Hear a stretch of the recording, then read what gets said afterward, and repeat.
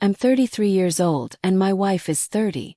We've been together for 11 years, and I thought everything was going well between us. However, recently things have been different. Let me give you some background. I work as a dispatcher for truckers and it's a good job.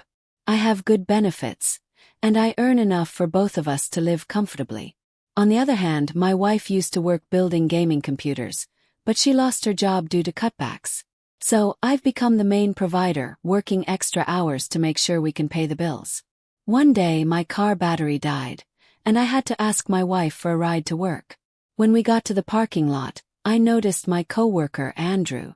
I waved at him and he walked over to greet us. That's when I introduced him to my wife, and she reached out to shake his hand. Andrew looked at me and said, "You never told me your wife was so beautiful." She blushed and I laughed, not thinking too much about it, and said how lucky I was to have her. After that, we both went inside for work and I kissed my wife goodbye. A few days later, my car was fixed and running well, so I started going to work like usual. But during lunch, I couldn't help but notice my wife's car in the parking lot. I walked toward it and saw her and Andrew talking and eating lunch inside her car.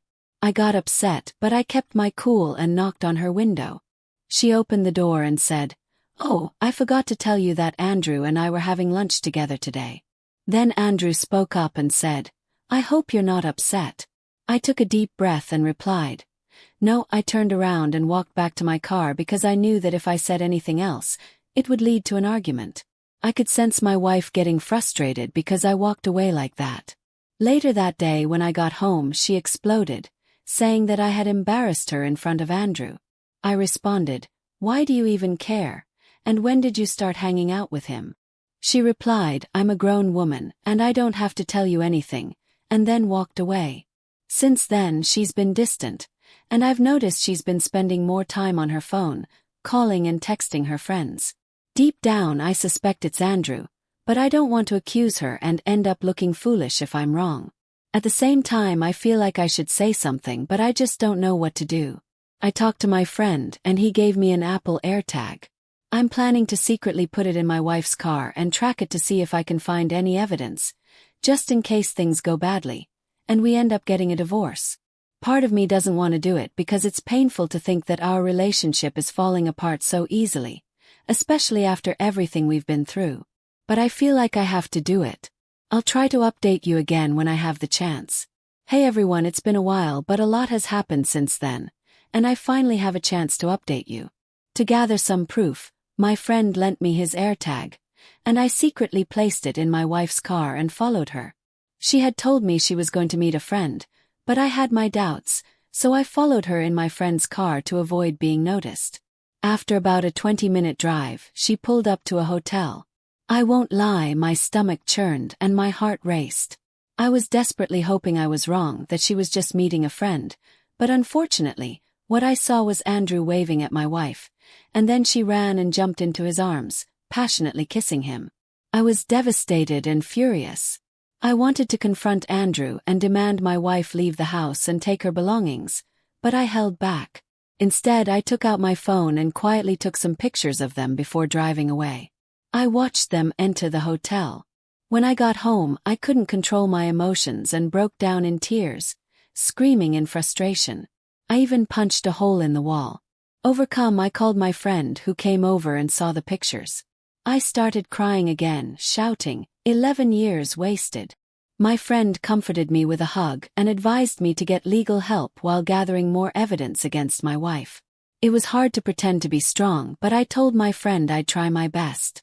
In the weeks that followed, I continued to collect evidence and kept my distance. I saw them going to restaurants, movies, and hotels together, and each time it hurt, but I stayed strong and didn't confront her or question her when she claimed to be out with friends or family. I thought I could keep the charade up for a few more days, especially since the lawyer I'm consulting assured me I had enough proof for a favorable outcome in a divorce. But I think I messed up yesterday. It was my birthday, and I wasn't in the mood to celebrate. My wife didn't even wish me a happy birthday, but her parents did. When I went to work, my coworkers surprised me with a cake and gifts. I tried to hold back my tears because for a moment I forgot everything until I saw Andrew. He gave me a gift, and I forced a smile, thanking him. When I opened it, it was a Batman comic, and I was genuinely surprised because no one at work knew about my interest in comics, especially DC, which is my favorite. When I mentioned this to Andrew, he said, "My wife told me." That's when rage took over me. The next thing I remember is my coworkers holding me back while Andrew stood in the corner, holding his nose and shouting, "What the hell?" In the heat of the moment, I screamed, "I know you've been sleeping with my wife." The room went silent, and everyone turned to look at Andrew. He tried to explain, but I didn't care. All I wanted was to slap him until he couldn't move anymore. But then my boss walked in, saw the situation, and sent Andrew home. He called me into his office, and I told him everything, showing him some of the pictures I'd taken as proof. He apologized and gave me some time off to deal with things, assuring me that he would take care of Andrew. Things went downhill when I got home and found my wife waiting for me. She exploded, blaming me for what happened to Andrew and claiming she talked him out of pressing charges for the altercation. She kept yelling, saying that Andrew made her feel like a real woman, treated her right, and knew how to make her feel special. I couldn't take it anymore and snapped, yelling back, "I don't give a damn." She looked surprised and fell silent. I continued saying, "If he makes you feel so special, then go live with him and let him support you because I'm done." Then she had the nerve to start crying and say she was sorry. She even tried to explain that Andrew caught her in a moment of weakness. I took a deep breath and firmly told her to get a lawyer because we were getting a divorce. She kept trying to apologize, saying she couldn't afford a lawyer and insisting that we needed to work on our relationship. I just looked at her and told her to pack her things. She continued crying and begging, but I grabbed her suitcase and called her sister to come pick her up. She locked herself in the bathroom, refusing to come out unless I agreed to work things out with her. I kept telling her I didn't want to work anything out and that we needed space because being around her made me feel angry and hurt. Finally, she came out, apologized, and packed her things. She waited outside for her sister. Now, I'm finally alone in the house, and I can't stop crying. I'm feeling so many emotions. I don't know what to do anymore. I'm planning to see my lawyer tomorrow. I finally gathered the strength to update you all on what has transpired since my last post. It's been a challenging and emotional journey, but I'm slowly finding my footing. After my wife moved out and the divorce proceedings began, I focused on taking care of myself and rebuilding my life. Amidst it all, I received some unexpected news at work. I was promoted to a higher position, which came with more responsibility and a raise. To my surprise, Andrew, the very same person who had betrayed me and caused me so much pain, was now my subordinate. It was a bitter pill to swallow, but I saw it as an opportunity for some sweet revenge.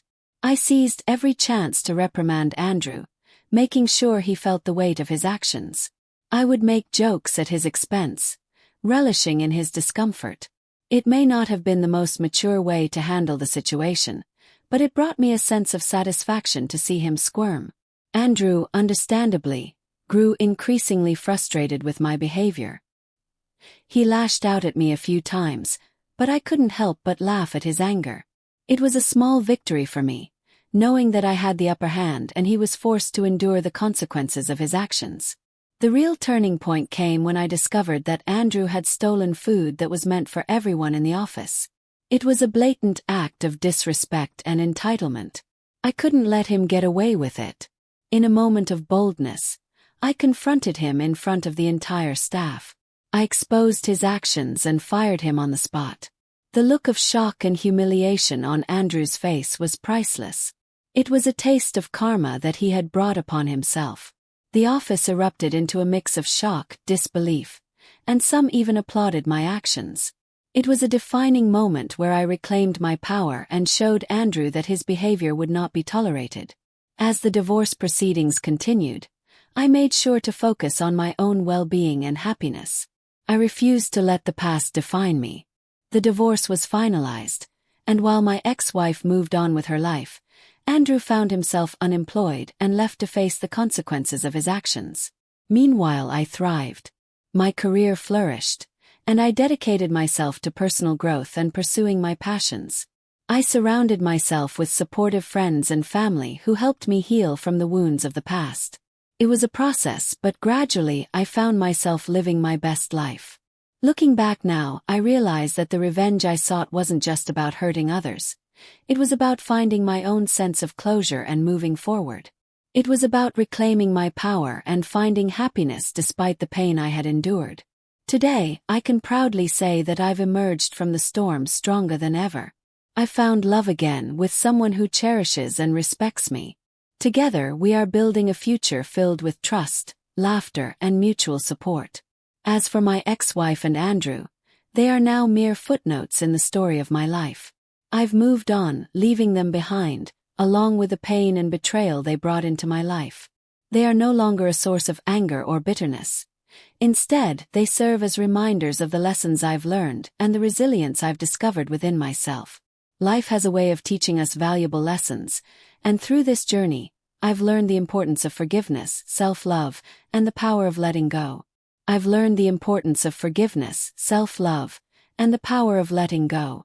I'm grateful for the challenges I've faced, as they've shaped me into the person I am today. My story is not one of revenge triumphing over others, but of personal growth and finding happiness after heartbreak. I found peace within myself, and I'm excited to embrace the bright future ahead. Now, about my ex-wife, who is now 37 years old. She cheated on me 6 years ago with a married man. I found out about their 4-month affair when the man's wife sent me all the pictures and videos they had taken together, cheating on both of us with his phone. It was a shocking revelation for me. One of the things that really bothered me was that she did certain things with him that she refused to do with me, claiming they were disgusting and against her principles as a woman. She even told me, "My body, my rules." Before confronting her with the evidence I had, I gave her an opportunity to be honest with me, but instead, she gaslighted me and even swore on our daughter's life, denying everything. I told her that if she had any integrity or respect for me, she would tell me the truth right then and there. However, she insisted that I was crazy and making baseless accusations without any evidence. So, I presented the undeniable facts to her. When faced with the evidence, she broke down and admitted that she had been awful. She realized that her betrayal was incredibly disrespectful, and something I would never be able to forgive. Let's jump ahead 6 years. Just last month, my daughter asked if I would come to a dinner she was preparing for her baking competition. I agreed, but there was a catch. My ex-wife, her mother, would be there too. My daughter knows the reason for our divorce and understands that I have no contact with her mother. Keep in mind, I haven't seen or spoken to my ex-wife in almost 6 years. At the dinner, some of my former in-laws and my ex-wife were present, along with my sisters and me. My daughter's food was delicious, and everything went smoothly. About a week after the dinner, I received a phone call from my ex-wife. I picked up because I thought something might be wrong with our daughter. Turns out, there was nothing wrong with her. But my ex-wife wanted to genuinely apologize for her past actions and the damage she caused to our family. She mentioned that our daughter was terrified of the idea of asking me to be in the same place as her, and that she believed our current dynamic was unhealthy. She wanted to know if there was any way for us to coexist in a healthy manner for future events involving our daughter. I listened to her without interrupting and let her say what she needed to say. Once she finished, I responded by simply saying no and ended the call. This is the situation where I could use some advice. My sister informed me that my ex-wife is genuinely ashamed and sorry for breaking up our family, and she just wants a healthy environment for our daughter. My sister suggests that I move on and consider our daughter's mental health. I reminded my sister that if I'm unhappy, what value do I bring to my daughter's life? My ex-wife doesn't make me happy, so I need unbiased opinions. Should I forgive my ex-wife and work toward building a better co-parenting relationship with her for the sake of our daughter? I had a conversation with my 15-year-old daughter yesterday, and what she shared with me really opened my eyes. She expressed that she knows I love her and would do anything for her, but she doesn't want to take advantage of my love by making me do things I wouldn't normally do. According to my daughter, her mom is struggling with feelings of sadness and often tells her that I will never move past hating her. This creates a difficult situation for everyone else, as they also judge her based on her past. It seems that my ex-wife vents her frustrations to our daughter because she doesn't have many friends to confide in.